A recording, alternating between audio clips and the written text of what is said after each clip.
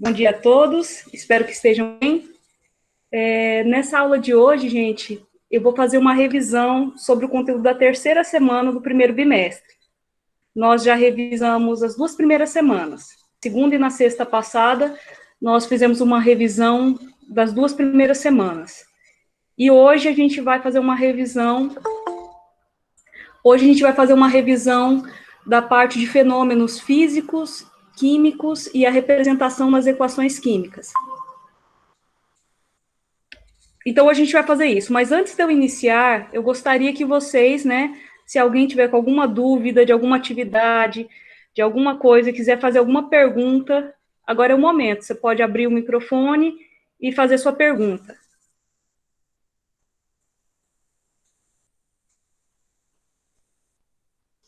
Eu vou continuar. Se algum momento da apresentação, da explicação, você não entender, você pode abrir o microfone, fazer a sua pergunta, e aí eu tento responder na medida do possível, tá bom? Então, como a gente fez um teste antes, quando eu estiver fazendo a apresentação para vocês, eu não enxergo vocês, eu só vou ver a tela e vocês também. Então, nesse momento, gente, se você não entendeu alguma coisa, a única maneira de você me sinalizar é abrir o microfone, porque aí eu vou te escutar, tá bom? Então, se em alguma parte dessa explicação você quiser fazer uma pergunta, você abre o microfone e faz a pergunta e eu vou te escutar, tá bom? Tranquilo, todo mundo? Então, eu vou começar agora essa apresentação. Lembrando, gente, que na terceira semana, depois eu vou abrir a sala de aula aqui para vocês verem, é o conteúdo da terceira semana. Inclusive, eu escrevi um material para vocês, está lá no blog, e está lá na página da sala de aula, é só você clicar. Você vai ver o resumo dessa aula de hoje, né? E tem também um vídeo, uma videoaula no YouTube, que eu também fiz para vocês. Hoje ainda, eu vou republicar esse material para que vocês, fique mais fácil para vocês localizarem também, tá? Então, para fixar esse conteúdo de hoje, eu aconselho profundamente que vocês leiam o material e vejam a videoaula, porque lá é bem explicadinho mesmo. Então, vamos começar. Vou compartilhar com vocês agora o PowerPoint. Belezinha. Então, tá aí a apresentação. Deixa eu ver se já está aparecendo. Foi, né, gente? Apareceu para vocês a apresentação? Sim? Então, vou começar. Agora eu vou lá para ela, aí eu não enxergo vocês. Se quiser me fazer uma pergunta, abre o microfone, tá? Gente, nessa aula que a gente vai fazer de revisão hoje, eu quero falar um pouquinho para vocês sobre transformações da matéria, que foi o tema lá da terceira semana do primeiro bimestre. Então, para a gente estudar se a matéria sofreu uma transformação ou não, a gente precisa escolher o que a gente vai estudar. Quando a gente escolhe, isso pode ser qualquer coisa, pode ser um copo com água no estado líquido e gelo, pode ser um alimento que eu estou cozinhando, pode ser um pedaço de papel. Então, o sistema vai ser tudo aquilo que eu escolho para eu estudar, para eu fazer uma análise dele. Para eu saber se ocorreu ou não uma transformação da matéria, eu tenho que delimitar um tempo. Eu vou analisar esse sistema que eu escolhi, 10 minutos, 5 minutos. Então, você vai analisar esse sistema durante um período de tempo. E você vai analisar a situação inicial do seu sistema, como ele estava no início, e a situação final. Se ocorrer alguma mudança, alguma alteração no decorrer desse tempo, a gente diz que houve uma transformação no nosso sistema. Até aconselho vocês, eu fiz a videoaulazinha que está lá no YouTube para vocês, eu demonstro como no caso do papel. Eu pego uma folha de papel, fiz até um videozinho para vocês. Papel, inicialmente a folha, lisinha, estado inicial. E aí eu amasso essa folha de papel, estado final, papel amassado. Houve uma transformação? Houve. Antes eu tinha o papel, que estava lisinho, e ao final eu tinha papel amassado. Só que naquele caso, não houve uma transformação das substâncias daquele sistema. O que quer dizer isso? O papel não deixou de ser papel. ele só mudou a sua forma. Nesse caso, houve uma transformação, mas é uma transformação que não altera a natureza da matéria. Nesse caso, eu falo que eu tenho um fenômeno físico. Vou dar um outro exemplo agora. Se você pegar o mesmo pedaço de papel, estava lá o papel lisinho, agora você rasga em várias tirinhas, né, esse pedaço de papel. Houve uma transformação? Houve. Eu analiso meu sistema inicial, eu tinha o papel inteiro, e o meu sistema final, o papel todo picado. Deixou de ser papel nesse processo? Não, ainda eu tenho papel. Então, houve uma transformação, mas ela não alterou as substâncias que compunham o papel. Não deixou de ser papel ali, não se transformou em novas substâncias. Então, nesse caso, eu tenho um fenômeno físico também. Outro exemplo, pego o mesmo papel, só agora eu coloco fogo nele. Se você deixar esse papel queimar, ao final você vai ter ali fuligem, né? Nesse caso, houve uma transformação? Houve também uma transformação. Eu tinha o papel inicial e ao final eu tenho aquelas cinzas ali. Houve uma mudança do estado inicial para o final. Só que agora, o meu material no final, ele não é mais aquele papel que eu tinha. Ele não tem mais aquelas propriedades. Ele se transformou em outras substâncias. Houve uma transformação das substâncias iniciais em novas substâncias. Nesse caso, houve uma transformação? Houve. Só que ela não é mais física, ela é uma transformação ou fenômeno químico. Por quê? Porque ele alterou a natureza da matéria. Ele formou, nesse caso, novas substâncias.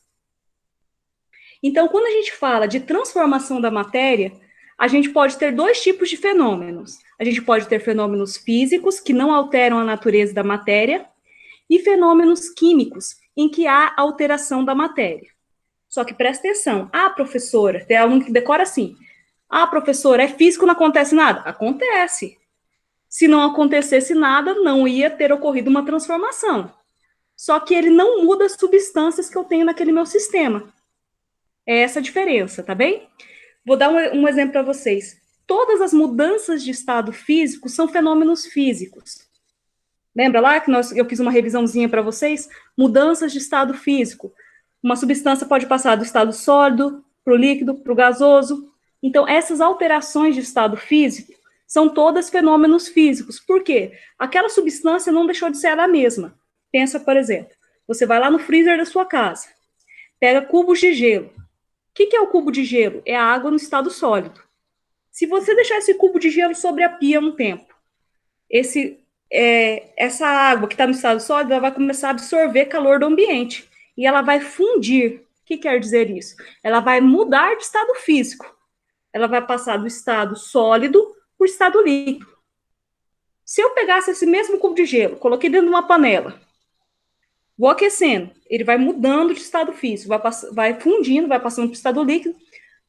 Depois que todo o gelo derreteu, se fundiu, eu tenho a água no estado líquido. Se eu continuar aquecendo esse sistema, o que vai acontecer? A água vai começar a entrar em ebulição. Quer dizer isso? Ela vai começar a mudar do estado líquido agora para o estado gasoso. Então, é bem fácil entender isso. Os fenômenos físicos, né? Toda vez que eu tiver uma mudança de estado físico, eu tenho um fenômeno físico.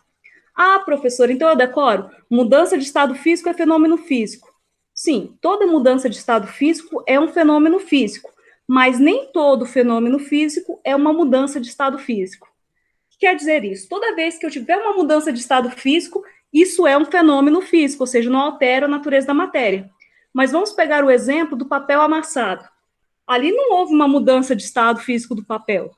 Eu alterei a forma dele, eu amassei. Esses também são fenômenos físicos. Tudo bem? Agora, quando eu tenho um fenômeno químico, nesse caso do fenômeno químico, eu vou ter o quê? Uma reação química, uma transformação química. As substâncias que eu tinha no início vão ser diferentes das substâncias que eu tenho no final. Vai ocorrer uma transformação dessas substâncias, tá? E só para a gente já ir lembrando o conteúdo da semana passada que a gente revisou, lembra lá? As substâncias, elas são formadas por átomos. Quando ocorre uma reação química, o que acontece? Esses átomos se rearranjam. O que quer dizer isso? Os átomos que estavam unidos quebram essa ligação entre eles e eles se ligam de maneira diferente aos outros átomos. Ou seja, há um rearranjo, uma recolocação desses átomos, formando novas substâncias. Lembra lá, nós somos tudo à nossa volta aqui, né, no planeta Terra aqui, ele é formado por átomos, inclusive nós mesmos, o ar, a mesa. Esses átomos, eles vão formando os materiais à nossa volta e eles vão se transformando, se recombinando. Não é que um átomo é criado nem destruído, ele só se rearranja, se liga de maneira diferente, formando novas substâncias. Então, fenômenos físicos e químicos. No físico, há uma mudança, mas as substâncias são as mesmas no início e no final, e nos químicos, neste caso, há uma transformação, uma reação química. As substâncias iniciais do meu sistema são diferentes das substâncias finais. Vou continuar.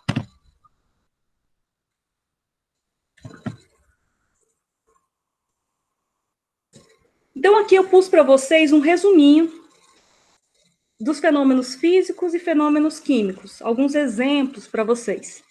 Então, na primeira imagem aqui, se vocês observarem, eu acho que até tem um apontador aqui. Nessa primeira imagem aqui, nós temos um vidro, né, se quebrando, caindo, né, no chão e se espatifando, quebrando em vários pedaços. Houve uma transformação, um fenômeno? Houve. Antes eu tinha o copo de vidro inteiro e agora eu tenho cacos de vidro. Então, nesse caso, houve um fenômeno. Mas este material não deixou de ser vidro. Então, é um fenômeno físico. Vamos pensar agora na queima de um fósforo, né? Você risca um fósforo lá e vê ele queimando. Esse fósforo está queimando. Ao final desse processo, eu vou ter lá, né? Se eu ficar segurando ele, eu vou ter um pedacinho de madeira todo queimado ali. Então, houve uma transformação? Houve uma mudança? Houve. Se eu olhar o meu fósforo inicialmente, meu fósforo no final, houve uma mudança. E as substâncias que compõem também se alteraram? Sim. Professora, como é que eu vou saber disso? Eu sei analisando algumas características desse novo material. A cor mudou? Mudou, né? Ele fica todo escuro, fica fuligem, um carvãozinho ali. Mudou, ele vai emitir um cheiro, né? Quando você risca o fósforo, um odor, vai emitir fumaça, vai emitir luz, calor. Todos esses fenômenos são indicativos de que houve uma reação química. Então, nesse caso aqui, e olha, gente, não só a queima do fósforo. Todo o processo de combustão, de queima, é um fenômeno químico. Aqui embaixo eu pus para vocês mais alguns exemplos, tá bem? Então, eu tenho, né? Preparar um suco de fruta, né? Você pega lá uma maçã, bate ela no liquidificador e faz um suco. Você processou, picou essa maçã ali e fez um suco. Amassar uma lata, você pega uma lata de alumínio, né? Tomou ali uma água com gás e depois você amassa essa latinha. Antes você tinha uma lata sem amassar e ao final você tem uma lata amassada. Alterou a forma? Alterou. Fenômeno físico, mas não mudou, não deixou de ser uma liga de alumínio ali. Rasgar uma folha de papel, dissolver, por exemplo, açúcar no leite, chocolate no leite. Quando você dissolve uma coisa na outra, né? No caso, um sólido ali, o açúcar no líquido, está dispersando ele, mas não deixou de ser açúcar. Então, você está o quê? Está fazendo um fenômeno físico. Quebrar algum objeto de vidro. Esse exemplo que eu coloquei aqui da blusa de lã também. Você pega um novelo de lã e você vai e faz uma, né? Tricota ali e faz uma blusa. Nesse caso, eu tinha antes a lã e eu tenho a lã no final, só que a lã agora foi modificada, né? A forma dela formando uma roupa, mas não deixou de ser formado por lã. E as mudanças de estado físico, todas elas são fenômenos físicos. Exemplos de fenômenos químicos. Comprimidos efervescentes, lembra daqueles comprimidos antiácidos? Se coloca na água e ele libera bolhas de gás, né? Esse gás que ele libera, o gás carbônico, a gente chama de efervescência, liberação de um gás. É um indicativo de uma reação química. A mudança de cheiro dos alimentos, seja um alimento que você faz e dá aquele cheiro gostoso, ou mesmo um alimento que apodrece, uma fruta que é esquecida na fruteira e apodrece e emite, né, libera aquele cheiro podre. É um indicativo, a mudança de odor, de cheiro, é um indicativo de uma reação química. Cozinhar um ovo, né, a pessoa cozinha um ovo, ali é um indicativo de uma reação química. Se você tinha o ovo no início, né, a gema mole, a clara transparente, e a partir do momento que você cozinha, ele altera tanto o odor, como o sabor, como a textura. A queima de uma vela, né? Você acende uma vela, ali está tendo uma combustão, uma queima, fenômeno químico. Objetos que enferrujam, um portão, um prego, né? Se você deixar um material de ferro exposto ao ambiente, à chuva, né? Ao sol, ele vai enferrujando. Se você já teve a oportunidade de, né, bater numa superfície que está enferrujada, ela é quebradiça, ou seja, aquela nova substância, o ferrugem que formou ali, ele tem propriedades, tem a cor diferente, tem a consistência diferente, ele é bem mais frágil do que o ferro. Então, aquela nova substância formada, ele tem outras características diferentes do metal ferro puro que eu tinha no portão no início. A produção de um queijo, né, você pega o leite, acrescenta alguma coisa que vai talhar esse leite, então houve uma transformação, mudou a textura, muda o gosto, é um fenômeno químico também. Então, aqui, para terminar essa parte inicial sobre classificação de fenômenos físicos e químicos, eu pus um exemplo, né, as mudanças de estado físico, como, por exemplo, a água passando por estado sólido, né, uma mudança, mas não alterou a substância que eu tinha. É a mesma substância que eu tenho no início e no final. No caso desse exemplo, a própria água. E agora a gente vai começar a falar mais especificamente sobre os fenômenos químicos. Vou dar uma espiadinha em vocês aí. Tudo bem? Beleza. Então, vamos lá. Nos fenômenos químicos, conforme eu falei para vocês, há uma alteração das substâncias, ou seja, uma transformação. No estado inicial, eu tinha umas substâncias, elas passam por transformações ou reações químicas e formam novas substâncias. Nesse caso, gente, deixa eu voltar aqui. Nesse caso, eu quero falar para vocês do nosso próprio corpo. O corpo humano é um laboratório, né? Porque no nosso corpo, nós estamos aqui paradinhos assistindo essa aula, estão ocorrendo diversas transformações químicas dentro do nosso corpo, formação de novas substâncias. Pensa lá, você acordou, comeu um pão, né? Um pão para te dar energia e tudo mais, para você assistir essa aula. Esse pão, seu corpo, né, vai digeri-lo e não fica um pedaço de pão grudado no seu braço ali.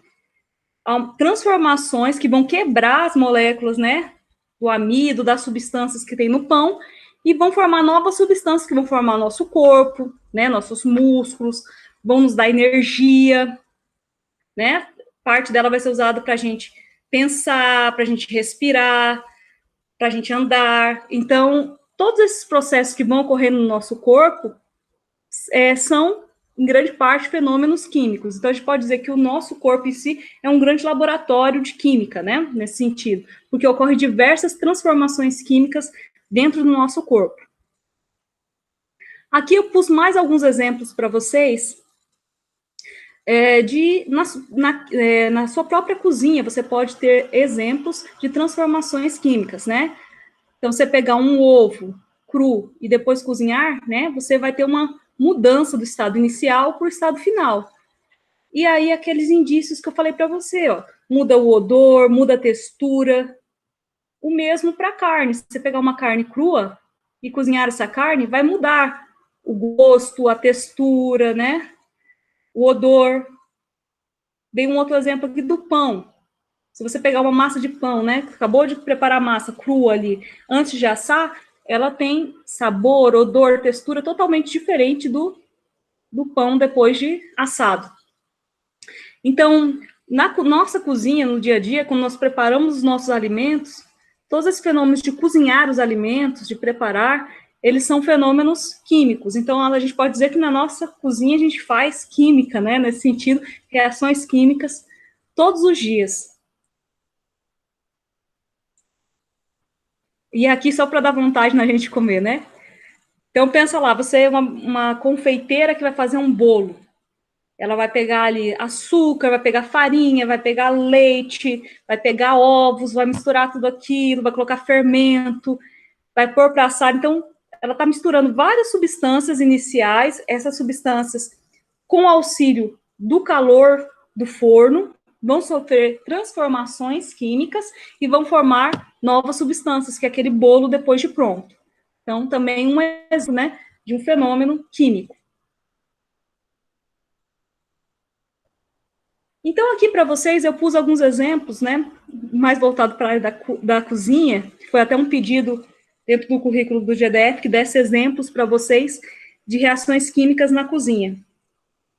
Até eu fiz um videozinho também e pus lá no dia da aula, que era por que a cebola faz a gente chorar, que aí eu explico um pouco dessas transformações químicas da substância da cebola, que ela irrita os nossos olhos. Depois, se tiver um pouco de curiosidade, vai lá e assiste o vídeo novamente, tá bom? Então, alguns indicativos para a gente, ao observar um sistema, se está ocorrendo ou não um fenômeno químico.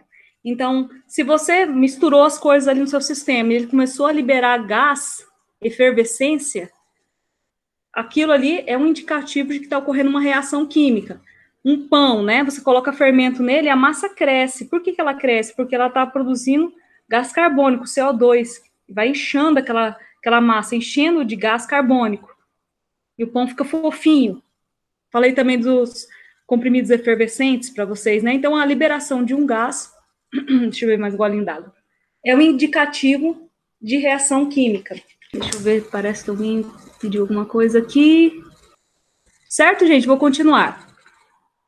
Então, voltando aqui para a apresentação, a liberação de luz e calor, lembra que eu falei os processos de queima, né?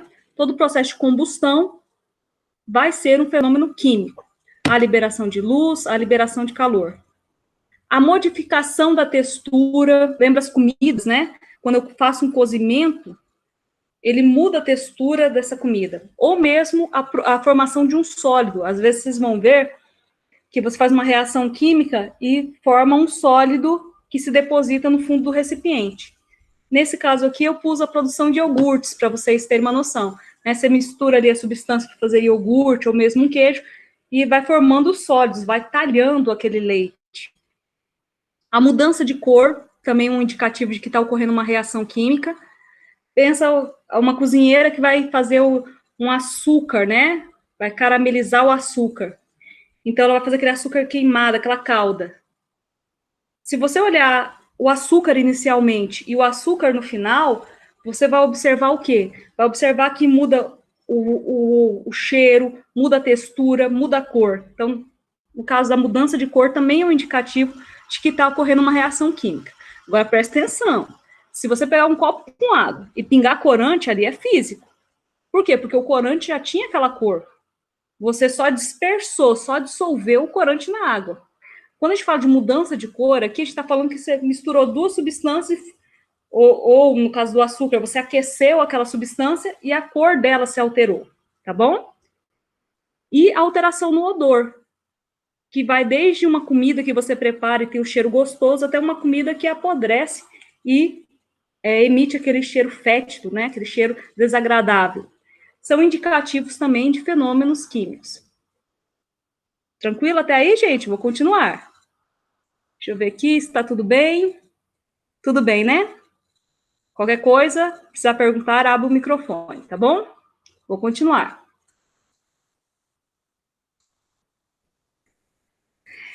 Então, olha só, gente.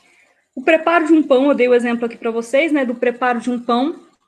Quando você prepara um pão, o que está fazendo ali? Misturando os vários componentes. É farinha, são os ovos, é o leite, fermento. E você tem aquela massa inicial, ali já começa a ocorrer fenômenos químicos. Liberação de um gás, a massa vai ficando fofinha. Até as nossas mães, né? A minha mãe eu já vi fazer muito disso. Para saber se a massa do pão estava boa já para assar, ela fazia uma bolinha dessa massa e jogava um copo com água. Você já deve ter visto isso. Quando essa bolinha subia, ela sabia que o pão estava bom para assar.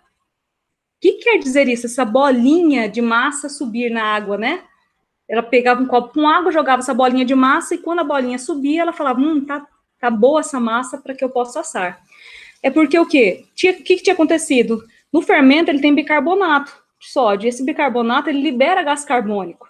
Libera gás, liberação de um gás. Lembra lá o indicativo de que está ocorrendo uma reação química. E aí, o que acontece? Aquela massa fica cheia de ar. E ela vai ficar menos densa, mais leve, porque ela vai formar ali o gás carbônico. E ela começa a flutuar na água, né? Vai subindo, subindo, até chegar à superfície da água. Então, desde antes de eu assar esse pão, estão ocorrendo transformações, reações, fenômenos químicos, tá bom? Todas essas palavras que eu falei são sinônimos. Fenômeno químico é a mesma coisa que transformação química ou reação química. Tudo bem? Na verdade, a reação química é uma maneira de eu representar, escrever essa transformação química. Vou continuar. Aqui, ó, para vocês também, mostrando ainda dentro da cozinha. Se você pegar uma batata crua, cortar, e uma batata cozida, você vai ver. Uma batata que está crua, ela é mais rígida, né? A textura dela é totalmente diferente de uma batata cozida. O gosto dela, a cor se altera. Então, isso aí são indicativos de que está ocorrendo uma transformação química. Então, só para a gente fixar alguns pontos que a gente falou até agora. Quando a matéria passa por transformações, essas transformações podem ser de dois tipos. Elas podem ser fenômenos físicos ou fenômenos químicos. Nos fenômenos físicos, não há alteração da matéria, ou seja, não há formação de novas substâncias. Há uma mudança na forma, no estado físico, mas as substâncias que eu tenho no início são as mesmas que eu tenho no final do meu processo. Já quando eu falo que eu tenho um fenômeno químico, ou uma transformação química, ou mesmo eu posso chamar de reação química, nesse caso é uma transformação em que as substâncias que eu tinha no início são diferentes das substâncias que eu tenho no final do meu processo, da minha transformação.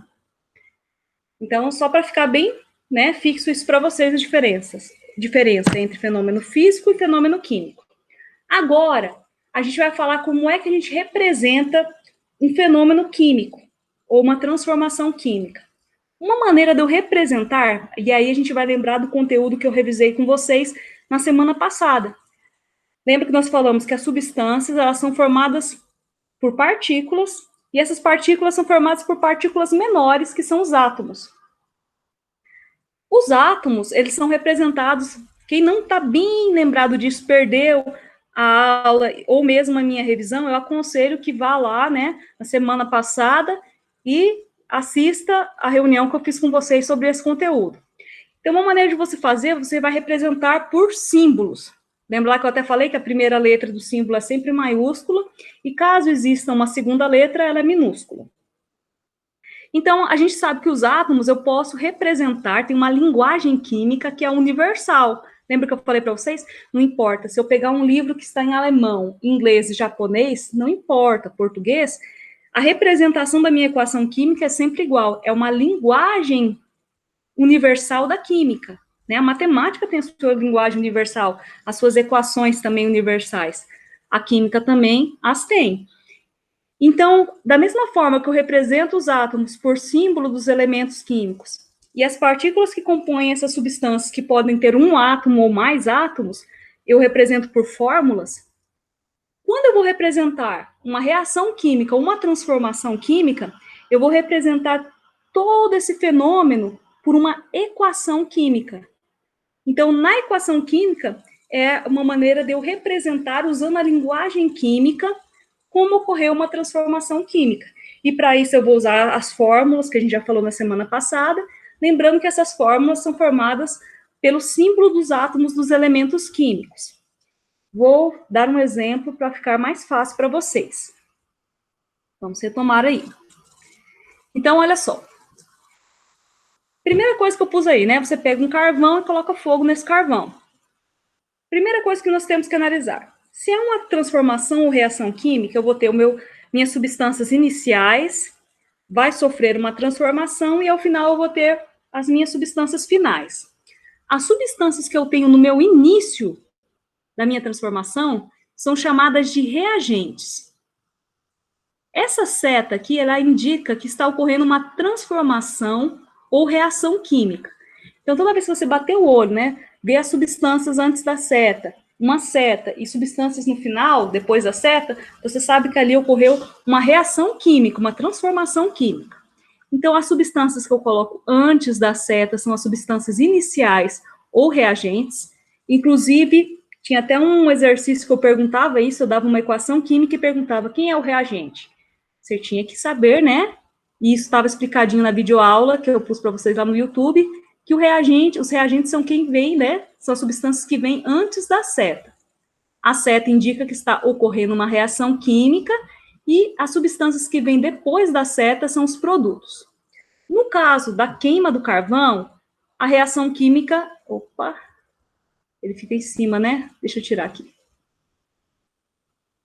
A reação química que está aqui embaixo, ó, representada, eu estou pondo o quê? Tem duas substâncias reagindo. Tá vendo que tem um C grandão aí? Isso daí é carbono. Tem o carbono, o Szinho entre parênteses, está dizendo que ele está no estado sólido. O que vem entre parênteses indica o estado físico. Ó. O carbono está no estado sólido, mais, quem é o outro reagente? O2, que é o gás oxigênio. Lembra lá da aula que eu revisei na semana passada? Esse númerozinho embaixo aqui, ó, esse doisinho que está subscrito embaixo, ele é chamado de índice de atomicidade. Ele indica quantos átomos de oxigênio tem nessa fórmula aqui, nessa molécula. Então, no caso, o gás oxigênio, a molécula desse gás, ele tem o quê? 2 átomos de oxigênio. Entre parênteses, tem o G, quer dizer que o gás oxigênio, já é intuitivo, né? Ele está no estado gasoso, mas aqui esse Gzinho indica o estado físico. E se fosse líquido, professor, ia estar um Lzinho, tá? Lembrando que esses estados físicos, eles são sempre escritos em letra minúscula. Então, o S, o G e o L são sempre escritos entre parênteses e em letra minúscula. Gente, por enquanto, eu não estou pedindo isso para vocês nos exercícios. Eu só estou, que nem eu falei semana passada, eu estou ensinando vocês a aprender a ler essa linguagem química, tá? Lembra lá, você estava sendo alfabetizado lá na pré-escola. Você não sabia qual era o som das letras. Você ia aprendendo, qual é o som dessa letra? Eu junto uma consoante com uma vogal, qual é o som? É a mesma coisa, vocês estão sendo introduzidos na linguagem química. Eu não vou falar para você, escreve essa reação da queima do metano. Não. Primeiro vocês estão aprendendo, mas vocês têm que aprender o que significa esses símbolos para você começar a aprender a ler essa linguagem. Belezinha, gente? Então, olha só. Ixi, quando eu passo o mouse, ele fica em cima, né? Eu não sei se para vocês está parecendo a mesma coisa. Quando eu ponho o mouse, ele fica em cima da equação. Então, eu vou sem o mouse. Então, antes da seta, eu tenho duas substâncias, ó, C e O2. Então, eu tenho o carbono e o gás oxigênio. Se eu tivesse posto essa equação lá para vocês, perguntado quem são os reagentes, você ia escrever C e O2. São as duas substâncias que estão aí. Lembrando que sempre que eu escrevo o símbolo do elemento químico, a primeira letra dele é sempre maiúscula. Como é que eu vou saber que ali está iniciando o símbolo do elemento químico? Porque sempre ele inicia com a letra maiúscula. Eu tenho uma seta aqui, mexi no mouse de novo, ficou em cima, né? Eu tenho a seta aqui, que indica que ocorreu uma reação química, e depois dela tem um produto. Tem reação química, gente, que forma 2, 3 produtos. Então, assim, professora, toda vez eu vou ter só uma substância no final? Não. Você pode ter uma, duas, 3, 4, 5. Toda vez no início eu vou ter duas substâncias? Não, você pode ter uma só.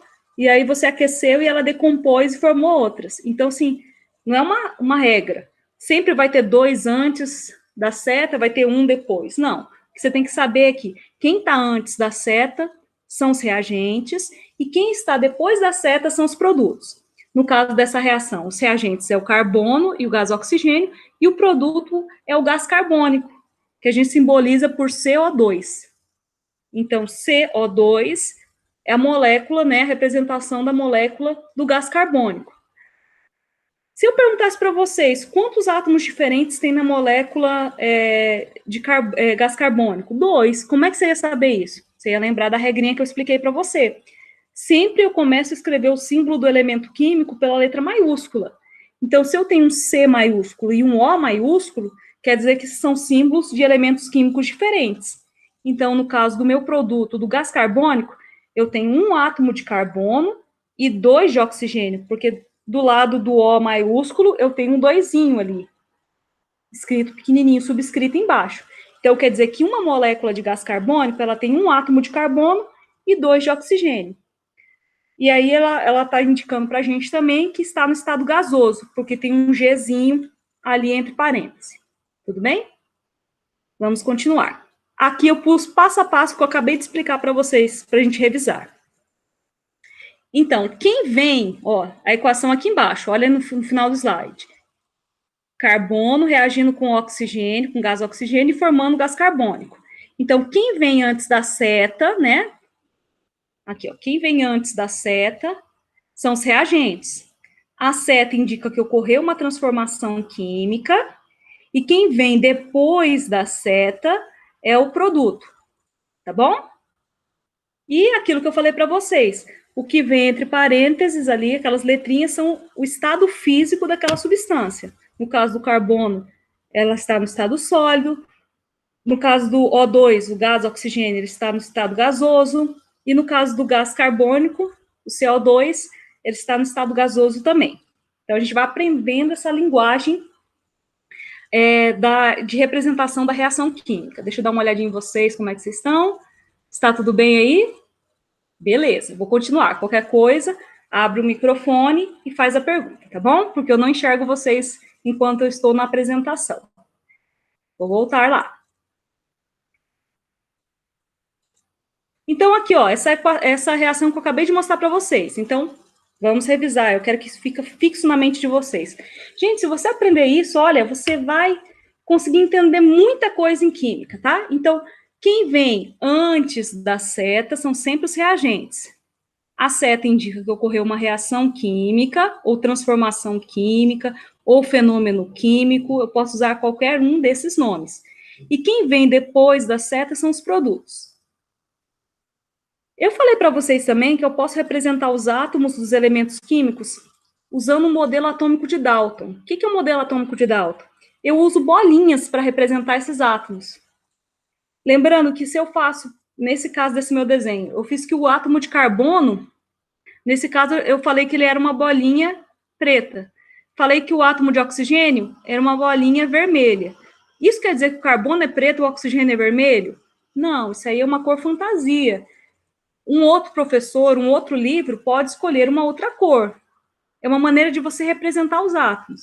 Só que quando um livro, um professor, né, vai explicar um conteúdo, e ele escolhe uma cor para um tipo de átomo, para um tipo de elemento químico, ele tem que manter sempre a mesma cor e o mesmo tamanho da bolinha, porque para o aluno saber que é sempre o átomo daquele mesmo elemento químico. Então, quando a gente usa o modelo de Dalton, professor, então o átomo é uma bolinha? Não, isso é uma representação. Até porque a gente não consegue enxergar os átomos. É uma maneira de eu representar esses átomos através de um modelo. Um modelo, nesse caso, de Dalton, que usa bolinhas para representar os átomos. Então, voltando à equação que a gente acabou de falar, ó, eu tenho carbono reagindo com oxigênio e formando gás carbônico, uma fogueira. Você põe fogo no carvão, o carvão é formado por carbono. Você vai precisar de um fósforo para iniciar, para começar um calorzinho, mas quem está reagindo é o oxigênio do ar. Por isso que o pessoal está fazendo churrasquinho, ele abana, né? Aquele fogo lá, pega um pedacinho de papel, sei lá, alguma coisa e abana aquele fogo. Para quê? Para que ele jogue oxigênio em cima do carvão, para que a reação ocorra mais rapidamente. É claro que se você deixar o carvão lá parado e não riscar o fósforo, fala assim, pega fogo. Não vai pegar, né? Você precisa de uma energia inicial para começar essa reação. Tem reações, gente, que a gente fala que são espontâneas. Quer dizer isso? Elas ocorrem, se você juntar as duas substâncias, elas reagem e ocorrem rapidamente. Tem outras reações que elas precisam, né, de alguma coisa, uma energia inicial para começar, que a gente chama de energia de ativação. Mas não preocupa com isso agora, que é para iniciar aquela reação química. No caso da combustão, a gente precisa esse calor inicial, essa energia inicial. Quem é que dá? o fósforo, quando você risca e joga lá na fogueira, certo? Então, nesse caso, eu estou representando o quê? O carbono eu estou representando pela bolinha preta e o oxigênio pela bolinha vermelha. E no final eu formei gás carbônico. Agora, olha para cá, lembra que eu falei que numa reação química os átomos se rearranjam? Ou seja, não vai sumir o átomo de carbono, não vai sumir o átomo de oxigênio. Eles vão se recombinar. Então, essa ligação que eu tinha aqui, ó, oxigênio, oxigênio, ela quebra, e o oxigênio se liga com o carbono e o outro oxigênio também. Então, houve um rearranjo, mas os átomos que eu tinha no início são os mesmos que eu tenho no final. Você já deve ter ouvido lá da professora de ciências antes, né? Lei de Lavoisier, na natureza nada se cria, nada se perde, tudo se transforma. Isso aí é uma maneira mais bonitinha de falar isso. Mais para frente vocês vão ver que ele disse assim, que uma reação química feita em ambiente fechado, a soma das massas do reagente é igual à soma das massas do produto. Quer dizer isso?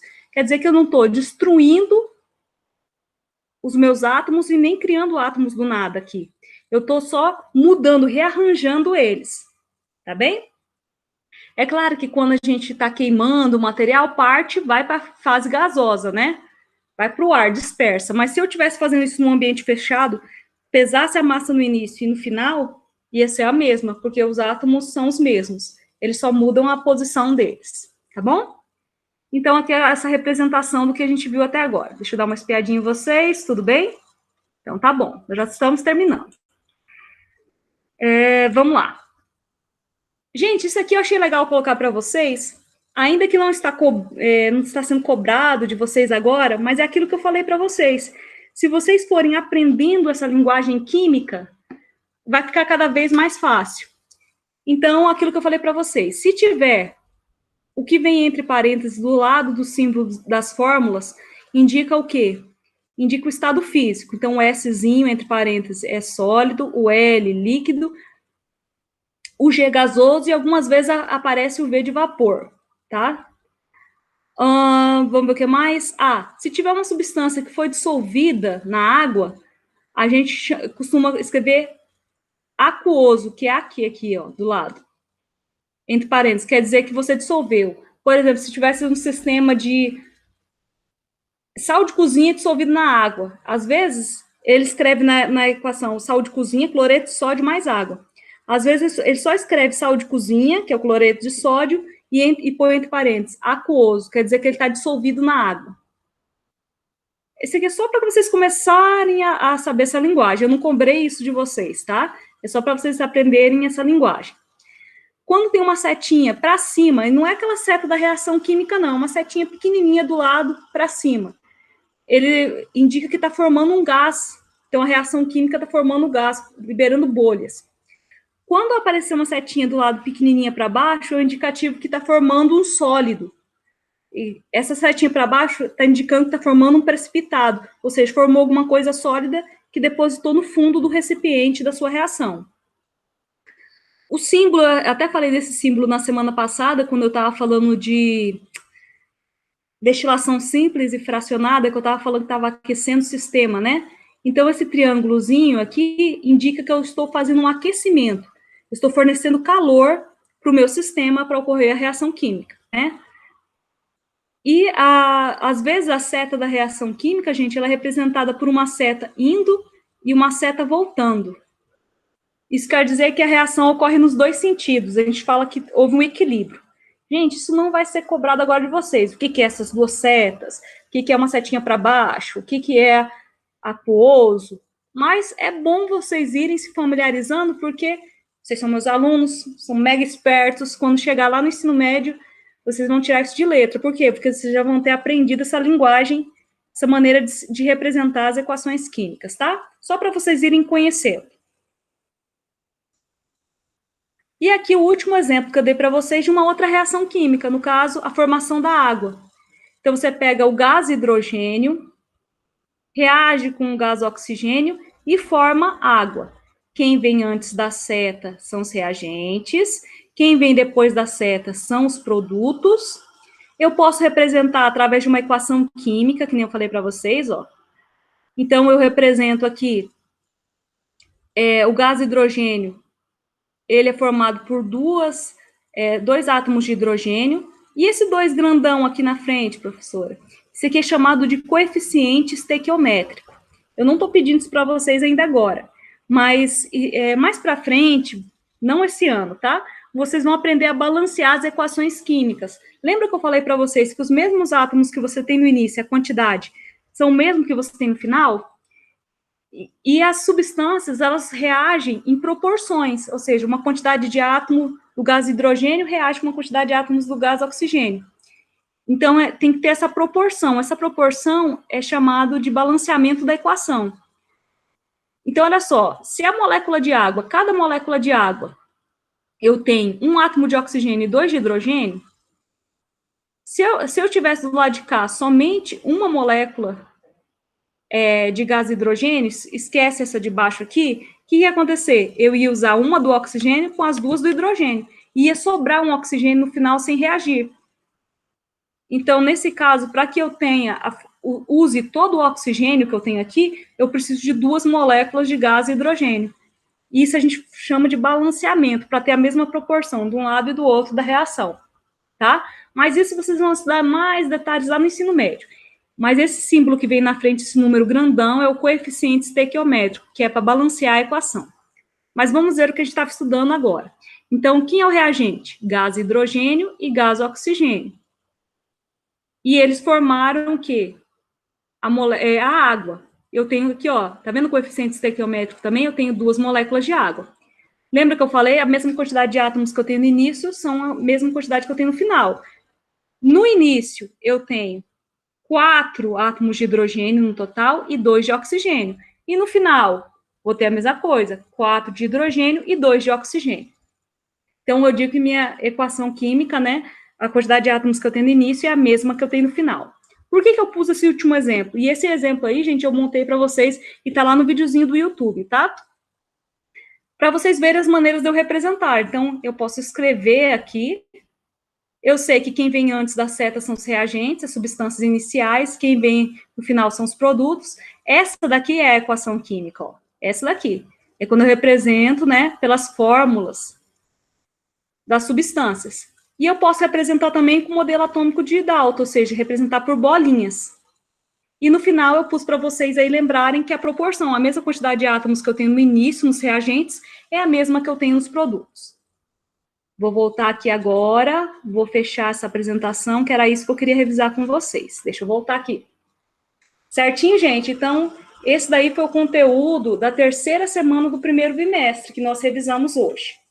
Eu quero perguntar para vocês, alguém quer fazer alguma pergunta sobre isso ou sobre outra coisa? Agora é o momento. Você pode abrir o microfone, tá? E perguntar. Deixa eu ver se tem no chat alguma coisa. Não.